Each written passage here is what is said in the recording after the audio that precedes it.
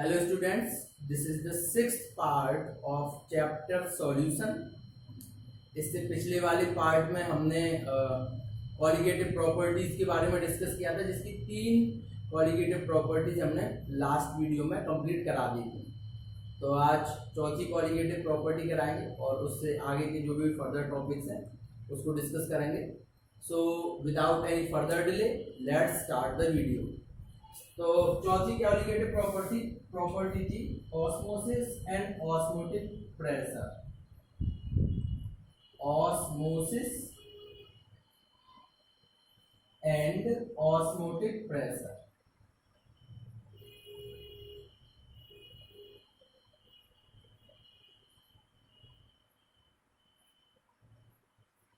तो ये जो है फोर्थ कॉलिगेटिव प्रॉपर्टी है। ऑस्मोसिस क्या होता है और ऑस्मोटिक प्रेशर क्या होता है, इसके बारे में पहले डेफिनेशन लिखो, उसके बाद समझाऊंगा। The process to flow of solvent molecules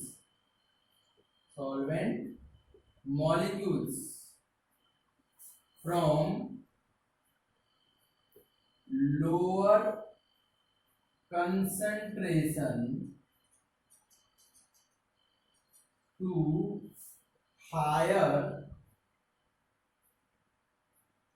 concentration solution through semi-permeable membrane.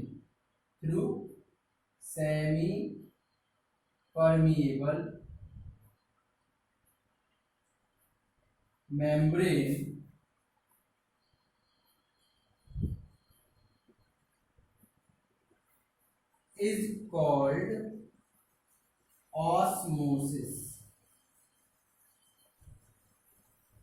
and the axis pressure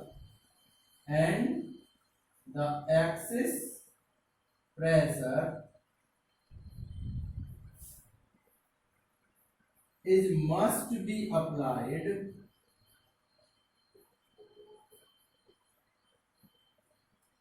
to prevent of osmosis is called osmotic pressure.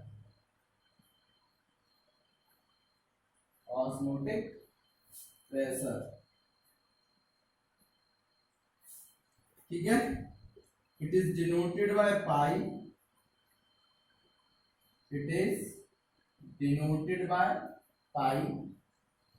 And osmotic pressure is directly proportional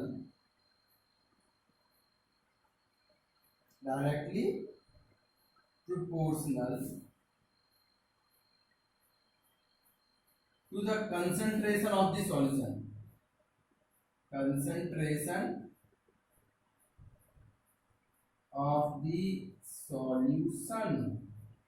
That means pi directly proportional to C, where C is molarity of the solution. लिख लें चाहे, where C is molarity of the solution. और proportionality हटाएंगे तो pi equal to CRT, R यहाँ gas constant और T यहाँ पे टेम्परेचर। तो इसे नोट करें, इससे आगे फिर बताता हूँ। हाँ, थोड़ा समझ लें।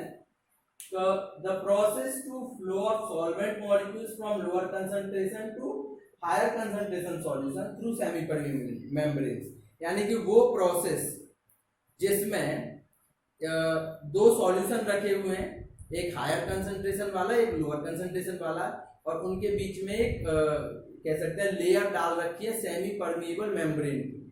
सेमी परमेबल मेम्ब्रेन एक तरह की लेयर है जिसे बोलते हैं छलनी टाइप की होती है। तो अगर दो सॉल्यूशन भरे हुए हैं जिसमें एक हायर कंसंट्रेशन वाला और एक लोअर कंसंट्रेशन वाला है, तो जो लोअर कंसंट्रेशन वाला है उसके solvent molecule semi permeable membrane से पास आउट होके हायर कंसंट्रेशन वाले सॉल्यूशन में जाने लग जाते हैं। इस प्रोसेस को बोलते हैं ऑस्मोसिस। अच्छा, वो प्रेशर जो कि हम सेमी परमीएबल मेम्ब्रेन पर लगाएं, जिसकी वजह से जो फ्लोटेशन था lower concentration to higher concentration solvent molecules का, वो रुक जाए, उसे हम बोलते हैं ऑस्मोटिक प्रेशर, और डिनोट करते हैं पाई से। और ऑस्मोटिक प्रेशर डायरेक्टली प्रोपोर्शनल होता है C और पाई इक्वल टू CRT। तो इसे नोट करें पहले।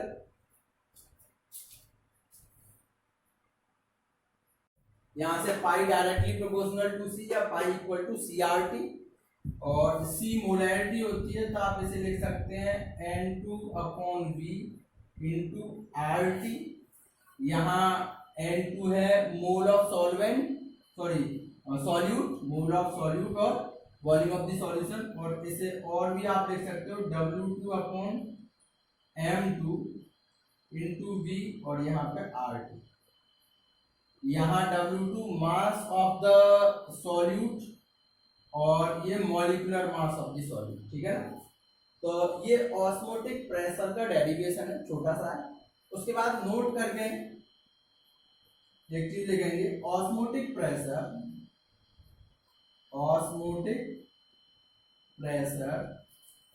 is used to determine molecular masses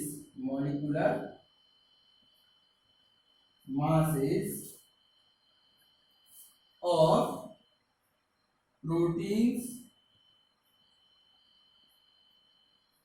polymers and other macromolecules. तो ऑस्मोटिक प्रेशर का काम यही होता है कि मॉलिक्यूलर मास निकालना, जो यहां से हम निकाल सकते हैं M2 वाला, molecular mass of proteins, polymers and other macromolecules, ठीक है ना। नोट करें इसे।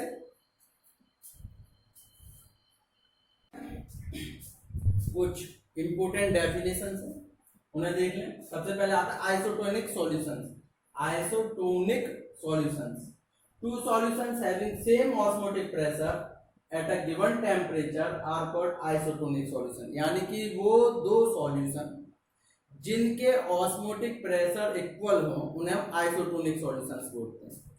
दूसरा hypertonic and hypotonic solutions. Hypotonic and hypertonic solutions, a solution having lower osmotic pressure then the other solution is called hypotonic।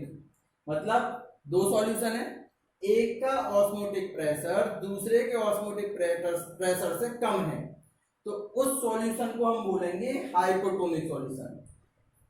while the one with higher osmotic pressure is called hypertonic। और जिसका osmotic pressure दूसरे वाले solution से ज्यादा है उसे हम बोलते हैं हाइपरटोनिक सॉल्यूशन। क्लियर है। उसके बाद है oedema. People taking salty foods, जो लोग हैं वो जो है जिसमें नमक की मात्रा होती है, वो मतलब जो भी हम खाना खाते हैं नमक उसमें होता ही है। तो people taking salty foods experience water retention in tissues, cells and intercellular space due to osmosis। This resulting puffiness is called edema। Means to say कि जो लोग खाने में नमक ज्यादा यूज करते हैं तो उनके जो ऑस्मोटिक प्रेशर की वजह से, क्योंकि उल्टा जो सॉल्वेंट अलग होने लग जाते हैं सॉल्यूशन से, जो हमारी बॉडी के अंदर सेल्स हैं, तो उस ऑस्मोटिक प्रेशर की या ऑस्मोसिस की वजह से शरीर के अंदर सूजन आ जाती है, ठीक है ना। पफिनेस मीन सूजन in tissues, cell and intercellular space due to osmosis. The resulting puffiness, इस सूजन को हम बोलते हैं एडेमा। तो खाने में नमक की जो है क्वांटिटी थोड़ी कम रखनी चाहिए, ठीक है। उसके बाद आता है रिवर्स ऑस्मोसिस, यानी कि ऑस्मोसिस का उल्टा, reverse osmosis. If the pressure is larger than the osmotic pressure, अगर जो प्रेशर सेमी परमीएबल मेम्ब्रेन पर पड़ रहा है वो ऑस्मोटिक प्रेशर से ज्यादा डाल दिया जाए, is applied to the solution side, then the pure solvent flow out of the solution through the semi permeable membrane। अगर वो प्रेशर ज्यादा हो जाए तो सॉल्यूशन में से सॉल्वेंट मॉलिक्यूल्स अपने आप दूसरी साइड सेमी परमेबल मेम्ब्रेन से बाहर निकलने लग जाते हैं, जो कि सॉल्वेंट से हायर कंसंट्रेशन लोअर कंसंट्रेशन से हायर कंसंट्रेशन की ओर फ्लो होते थे।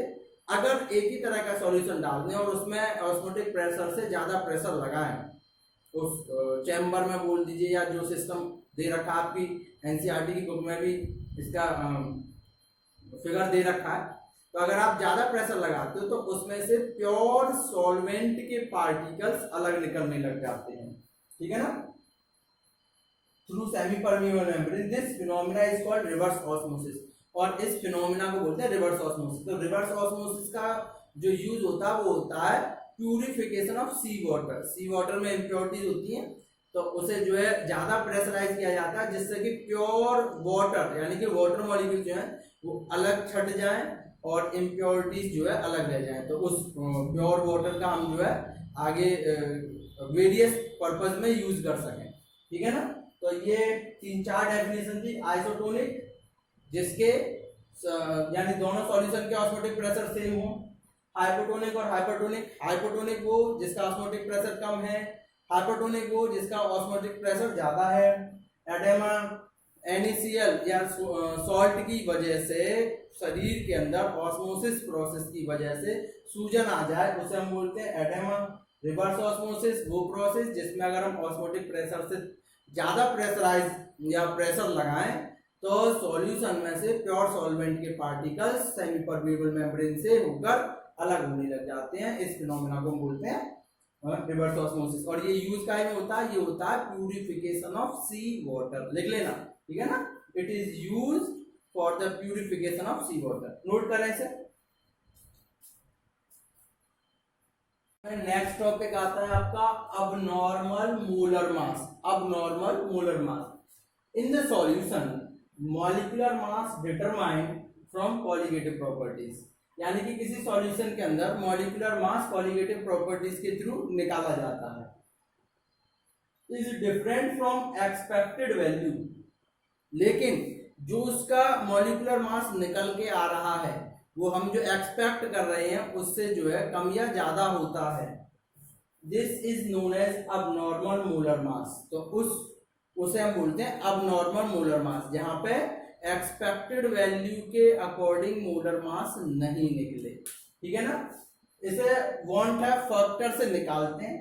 तो वांट ऑफ फैक्टर होता है it is the ratio of experimental value of colligative properties to calculated value of colligative properties. यानी कि एक तो आपकी एक्सपेरिमेंटल जो मतलब होती ही है और एक आपने एक्सपेरिमेंट के थ्रू आपने निकाली है, ठीक है ना, colligative properties to calculated value of colligative properties. It is denoted by small i, ये आई से डिनोट करते हैं। So van't Hoff factor i equal to, आप पहला आई इक्वल टू फॉर्मूला लिख सकते हो experimental value upon calculated value. दूसरा लिख सकते हो normal molar mass upon abnormal molar mass. एक और लिख सकते हो observed value of colligative property to calculated value of colligative property, ठीक है ना। ये आपके फॉर्मूले हैं, नॉर्मली आप निकाल लेते हैं जब क्वेश्चन आते हैं या हम क्वेश्चन कराएंगे न्यूमेरिकल्स तो आपको और ज्यादा बेटर समझ में आएगा कि वांट ऑफ फैक्टर कैसे निकालते हैं। उसके अलावा अगर आई की वैल्यू 1 से बड़ी आ रही है, सॉल्यूट अंडरगो डिसोसिएशन, तो सॉल्यूट डिसोसिएशन की ओर गया है। और इफ आई 1 से छोटा आ रहा है तो सॉल्यूट अंडरगोज एसोसिएशन, तो सॉल्यूट जो है एसोसिएशन की तरफ एसोसिएशन की तरफ गया, ठीक है ना। तो नोट करें। उसके बाद 2-3 टॉपिक और हैं, तो ये चैप्टर की थ्योरी कंप्लीट हो जाएगी, इसे नोट करें। कुछ फॉर्मूले और हैं, जैसे degree of association alpha equal to i minus 1 upon n minus 1, where n equal to number of particles associated. अगर डिग्री ऑफ डिसोसिएशन पूछा जाए तो alpha equal to i minus 1 upon m minus 1, where m equal to number of particles dissociated, ठीक है ना। उसके बाद में वांट ऑफ फैक्टर्स के थ्रू कॉलिगेटिव प्रॉपर्टीज में मॉडिफिकेशन किया गया। Modified equation of colligative property bye want Hoff factor. इसमें पहली थी रिलेटिव लोअरिंग वेपर प्रेशर, सबके फॉर्मूले में केवल आई लगाना है आपको, P1 naught minus P1 upon P1 naught equal to i N2 upon N1। Elevation in boiling point delta TB equal to i KB into M। Depression in freezing point delta TF equal to i KF into M। Osmotic pressure pi equal to i N2 upon V R into T। तो सभी में आपको जो है आई लगाना है, वो जो कि एक्सपेक्टेड वैल्यू और कैलकुलेटेड वैल्यू के बीच का जो रेशियो निकल कर आएगा वो, ठीक है ना। तो ये आपका इस चैप्टर की थ्योरी जो है कंप्लीट होती है आज। नेक्स्ट वीडियो में इसके थोड़े से इससे रिलेटेड ऑस्मोटिक प्रेशर और कॉलिगेटिव प्रॉपर्टीज से रिलेटेड जो इंडेक्स क्वेश्चन है उसे सॉल्व करेंगे और एनसीईआरटी के कुछ इंपोर्टेंट क्वेश्चंस को सॉल्व करेंगे। तो तब तक के लिए गुड बाय।